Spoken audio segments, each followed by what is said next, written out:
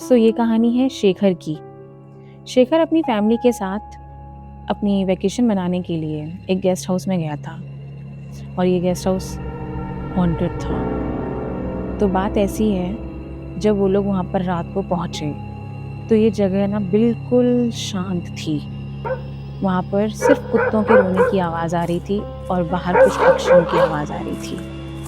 इन लोगों को थोड़ा-सा तो डर लगा, लेकिन वो इतने अलग माहौल में आए हुए थे, उनको एन्जॉय करना था, अच्छे से अपना वेकेशन मनाना था, इसलिए उन्होंने ये लॉज बुक किया था। तो इसमें ये होता है कि एक केयर टेकर होता है, तो केयर टेकर को वो सारी चीज़ें समझा देते हैं कि वो यहाँ कितने दिन रुकेंगे, डिनर और ब्रेकफास्ट एवरीथिंग, वो सारी चीज़ें वो मैनेज करता था वहाँ पर। तो वहाँ पर एक फ्लोर था जिसमें एक नंबर था 302। वो बोल रहा था कि इस डोर को आप ओपन मत करना, वो लॉक्ड रहता था। तो उन लोगों ने इतना ध्यान नहीं दिया और उन्होंने कहा ठीक है। तो जब ये लोग रात को करीब 12:17 पर ये लोग सो रहे थे और जब ये टाइम होता है तो वहाँ पे कुछ अजीब सी आवाज़ें आने लग जाती हैं, जैसे कि किसी के चलने की, फुसफुसाने की, इस तरीके की। तो जो शेखर था, उसकी वाइफ और उसका बच्चा वो आराम से सो रहे थे, बट शेखर को ये आवाज़ें जो थी वो डिस्टर्ब कर रही थी। तो शेखर थोड़ा उठ के देखता है, लेकिन उसे कोई दिखता नहीं है। तो वो सोचता है ठीक है, बहुत सुनसान एरिया है, इस वजह से शायद आवाज़ें आ रही होंगी, और वो फिर से लेट जाता है। जो उस रूम का बालकनी वाला एरिया था, उसमें जो डोर लगा था वो कांच का लगा था और बाहर का विजिबल होता था उससे। तो जब वो दोबारा लेट गया, उसने थोड़ी सी देर कोशिश करी सोने की, लेकिन उसको नींद नहीं आ रही थी।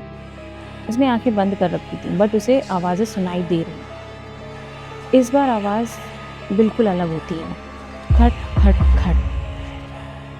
वो देखता है इधर उधर कि आवाज़ कहाँ से आ रही है, उसे समझ नहीं आता है।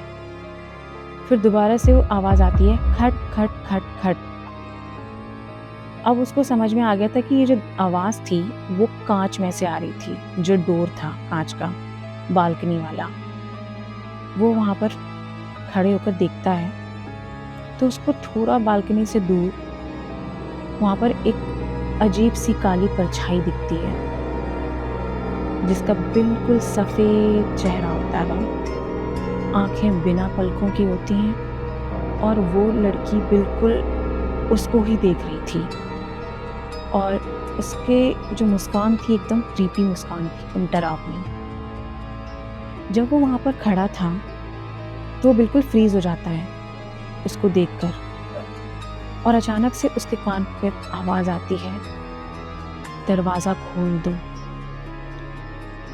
वो चौंक जाता है कि जिसको वो अभी देख रहा था वो वहाँ पर नहीं थी, और अभी उसके कान पर किसी ने जो बोला है वो कौन था, किसने बोला।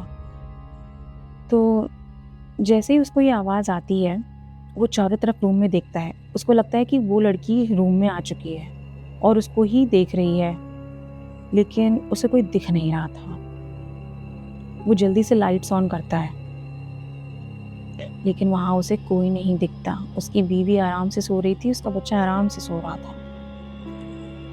अब उसे थोड़ा सा डर लगने लग गया था, तो वो नीचे उतर के देखता है तो जो किचन में बर्तन रखे हुए थे वो थोड़ी देर तक तो वो शांत रहे, लेकिन एक प्लेट अचानक से उड़कर नीचे गिरी। उसने देखा कि अब क्या होने लग गया। उसने बार बार सारी जगह देखी, उसने हर जगह जाके देखा कि कोई है तो नहीं घर में, कोई तो नहीं घुस आया, चोर तो नहीं आ गया, लेकिन ऐसा कुछ भी नहीं था। धीरे धीरे उसने देखा कि कुर्सी जो है वो अपने आप खिसक रही है, और जो सामने मिरर था गेस्ट हाउस में, उस मिरर में उसे एक सफ़ेद रंग का धुंध सा कुछ नज़र आता है।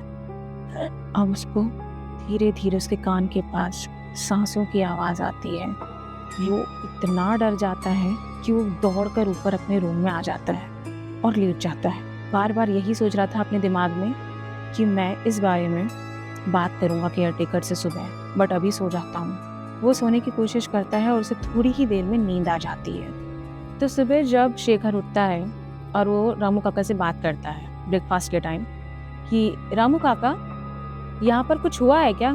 क्योंकि रात भर मैं ठीक से सो नहीं पाया और कुछ ना कुछ रूम में होता ही रहा। तो आप मुझे बताओ कि यहाँ पे कुछ ऐसा हुआ है जो मुझे नहीं पता है?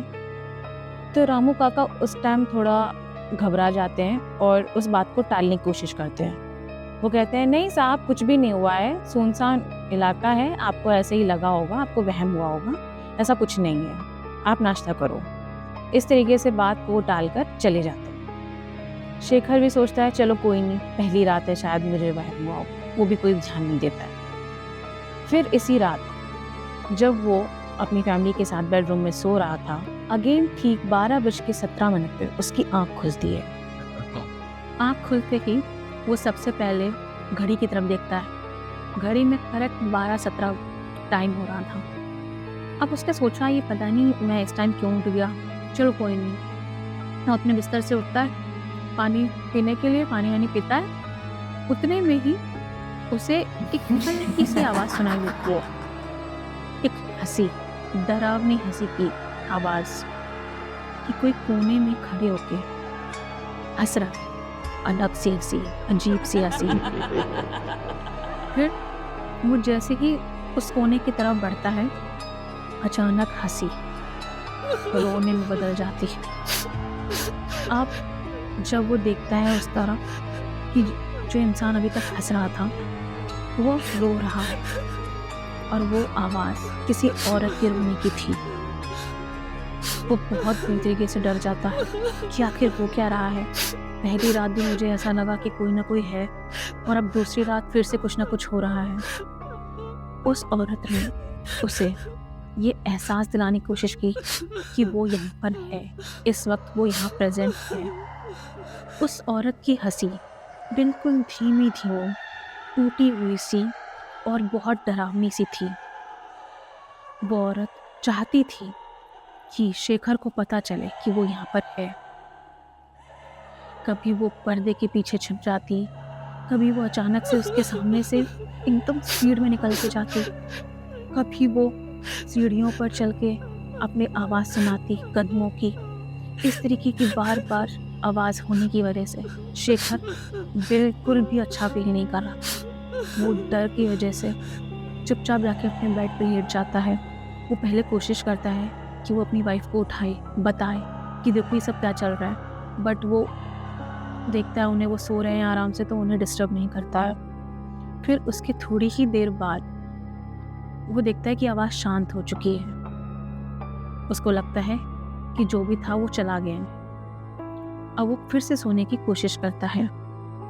जब वो लेटा ही था तो उसको ये एहसास हुआ कि उसके पैरों की तरफ हल्का सा दबाव सा कुछ पड़ रहा है, जैसे कि वहाँ पे कोई बैठने की कोशिश कर रहा। तो वो अचानक से मुड़ के देखता है तो वहाँ पर कोई एक काली परछाई बैठी हुई थी जो उसे ही घूर रही थी।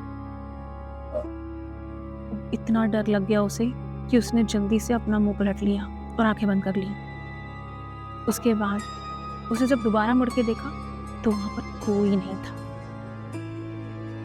इतना सब कुछ होने के बाद अब उसने ये ठान लिया था कि वो सुबह अब अपने केयर टेकर से बात करके ही रहेगा और उससे पूछेगा कि आखिर चल क्या रहा है ये। तो वो सो जाता है। जब वो सुबह उठता है तो केयर टेकर से वो फिर से बात करता है और इस बार वो उनसे सचमुच में जानना चाहता था कि आखिर क्या चल रहा है इस जगह।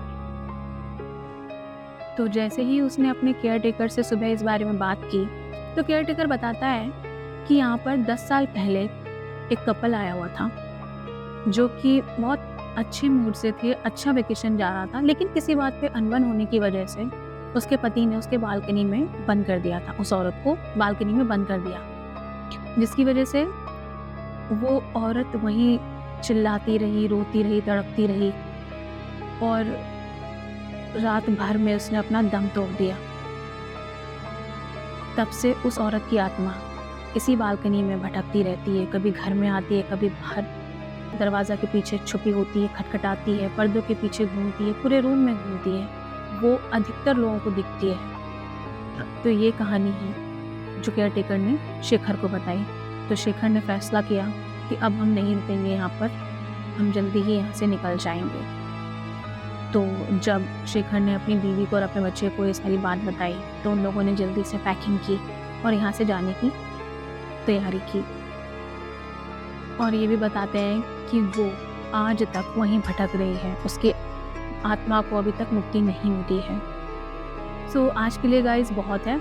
मैं बस आपसे ये जानना चाहती हूँ, अगर आपको मेरी स्टोरी आज वाली पसंद आई और जिससे पहले वाली स्टोरी थी वो भी पसंद आई हो तो प्लीज़ लाइक, शेयर और कमेंट ज़रूर करना, मुझे बताना।